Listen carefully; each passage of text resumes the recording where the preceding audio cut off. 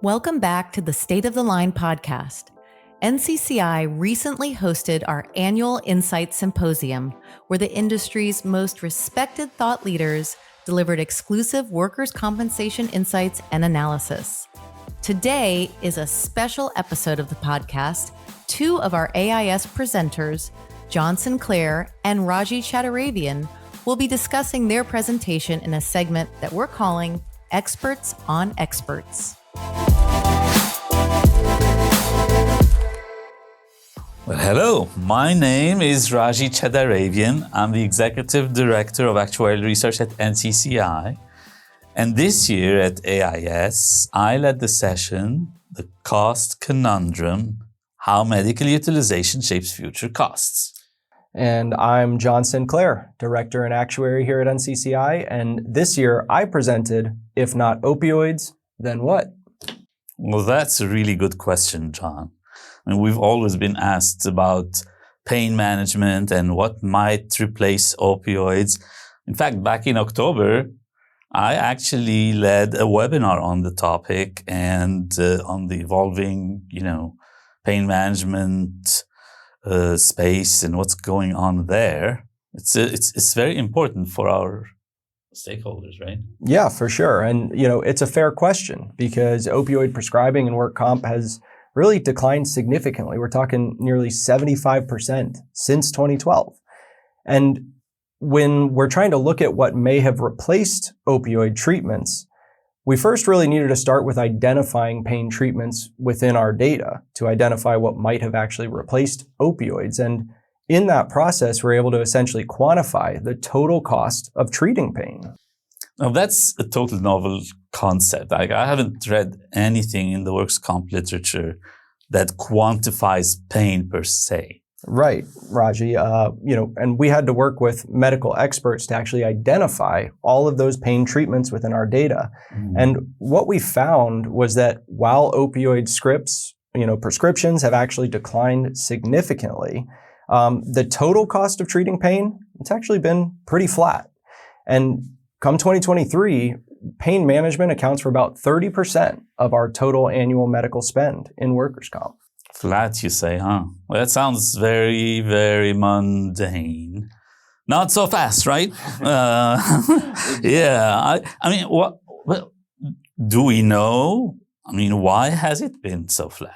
Yeah. So, Raji, as you know better than anybody, anything that looks mundane on the surface, it's probably not. And the case is very similar here. When we actually look at that total cost being flat, what we see is underneath the surface, there's actually been a significant shift in the types of pain management treatments that are being provided.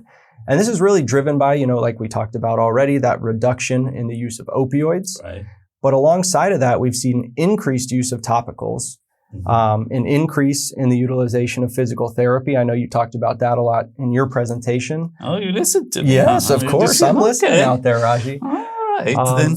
And we've also seen an increase in the prices for surgery. You're very familiar with this. You spoke about it at length in your presentation on utilization, both of those topics, the physical therapy and the surgeries. Absolutely. When we talk about medical utilization in workers' comp, it's really a function of three major components. There's multiple ones, but three important ones come to mind. One, it's the mix of claims, right? What medical conditions are actually being treated? That's very critical.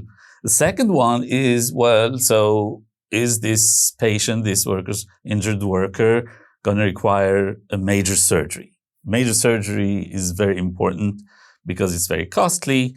And then where the major surgery is going to take place is also important. That's what our study kind of showed.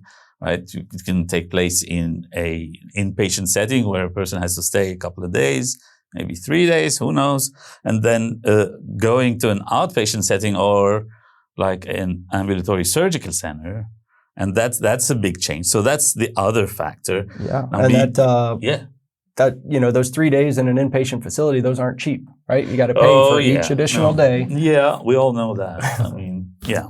But beyond surgery, there's how intense the other services are, and specifically physical therapy and physical medicine. That's really critical. Yeah, for sure. And surgery, it's a big one. Not only, like you mentioned, because it's costly when it occurs, but also, something interesting we found when doing our pain management research. It's sort of the idea that while the surgery is aimed to fix the underlying physical injury, it also introduces a new source of pain, and that new source of pain also needs to be treated as well. So surgeries not only lead to the necessary short-term pain management, but injured workers also need physical therapy to recover from those procedures. Sometimes surgeries can also lead to additional complications. So when it comes to treatments, surgeries are definitely more complex and essentially important to understand. When you consider that it's just 1 in 8 injured workers undergo a major surgery, that's 1 in 8, right? I mean, it's important. Yeah. But these claims, they make up more than half of the utilization cost of workers' comp claims. So the utilization of physical medicine is up, and that is up across all medical conditions, whether it's with surgery or without. So it was a big finding that physical therapy is just growing at a fast rate.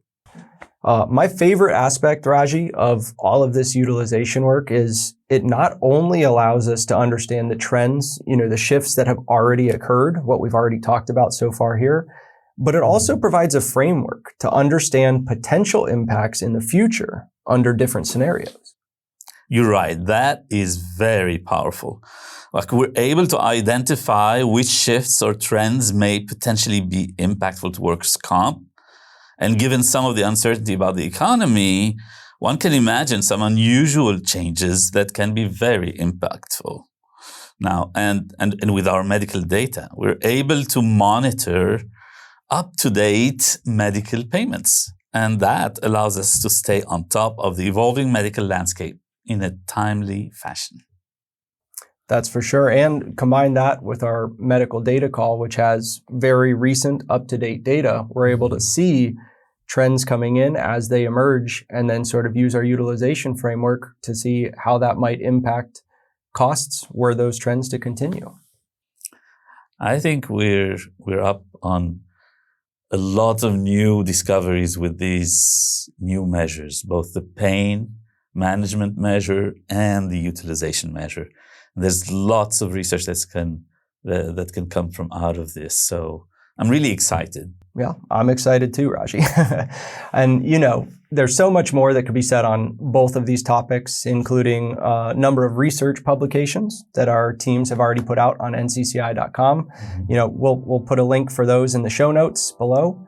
And we also welcome any questions or comments. Please feel free to reach out at insights@ncci.com.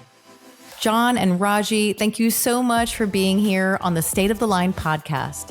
As you heard, there's so much more that can be said on both of these topics.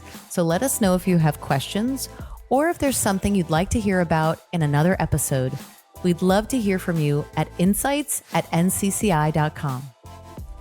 This podcast is the copyrighted material of the National Council on Compensation Insurance, 2025. All rights reserved.